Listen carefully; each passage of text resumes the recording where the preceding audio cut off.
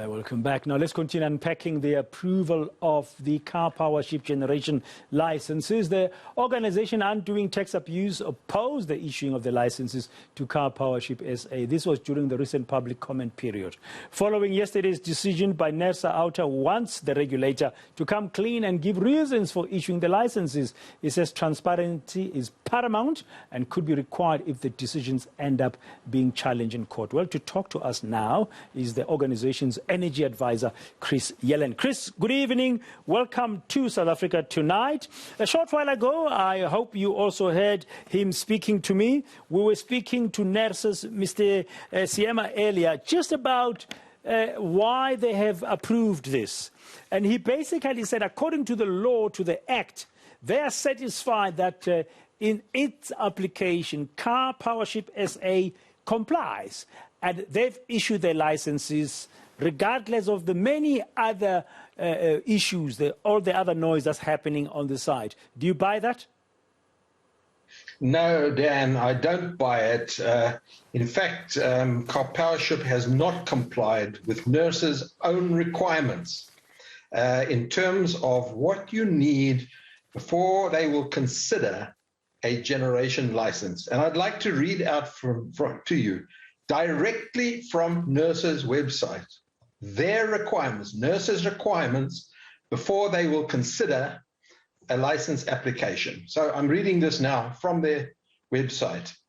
They require a signed power purchase agreement showing the agreed tariff, and that should be part of the financial agreements.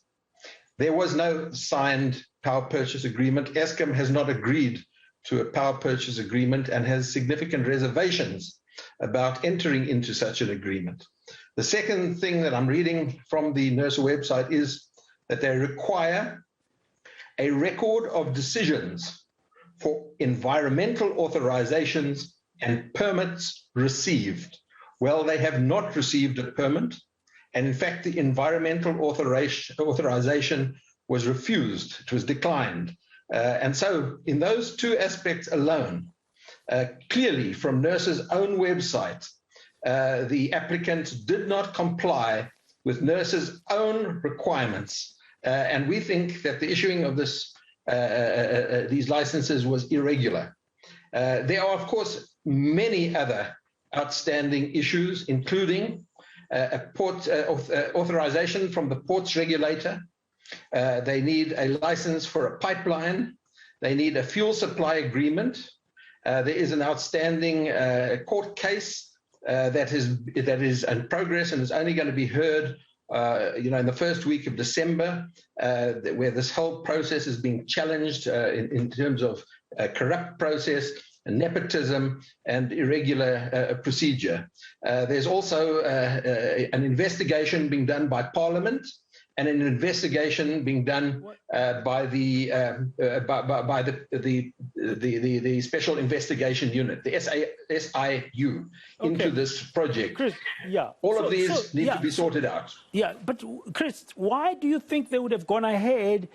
You've just read from their website the things you need, and in this particular case, they don't exist. According to your information, to your knowledge, they were not tabled. Why do you think the regulator would have gone ahead? I think there's a lot of pressure coming from the ministry. Which ministry? The Department of Mineral Resources and Energy. Effectively, as you probably know, that department, or shall I say that minister, appoints the NERSA board. And it seems to me that there's a lot of pressure coming on NERSA to issue these licenses. So what do you think is going to happen now? The likes of Outa are opposed. We also know some environmental organizations, NGOs, have been opposed in terms of the environment. We still have to see what the Department of the Transport, what the ports authorities are going to say. Mm-hmm. Yeah, look, it's a hollow victory, if you want to put it that way. They have been given a license, but they still cannot achieve financial closure until all these things that I've mentioned have been resolved. So they may have a generation license, but it doesn't mean to say they can start construction, they can't enter into contracts with Eskom, the project cannot proceed until financial closure. And financial closure cannot take place until all these outstanding issues have been resolved. Okay, finally, as an energy expert, I need to ask you this, Chris, before I let you go. This kind of independent power production that's being done on a ship using, I understand, natural gas or whatever, is it sustainable? Because I put it to Mr. Siemela earlier to say one of the mandates of NERSA is to ensure the sustainability of the sector. Well, first thing to say is that liquefied natural gas is a fossil fuel, and fossil fuels are not sustainable. Therefore, it is not a sustainable solution. But more than that, it's not financially sustainable either, because to rent a car, you can do so. For a couple of months, it makes sense if you're in an emergency condition. But to rent a car for 20 years makes no business sense. You would rather buy your car and maintain it and operate it yourself for 20 years. But to rent a power ship, there is a place for power ships. In emergency conditions, like earthquake situations, war zones, where a city is cut off from electricity supply and emergency services need to be provided, there is a place for a car power ship. But not to supply electricity into a national grid like South Africa to power a country for 20 years. It makes no sense. It's not sustainable.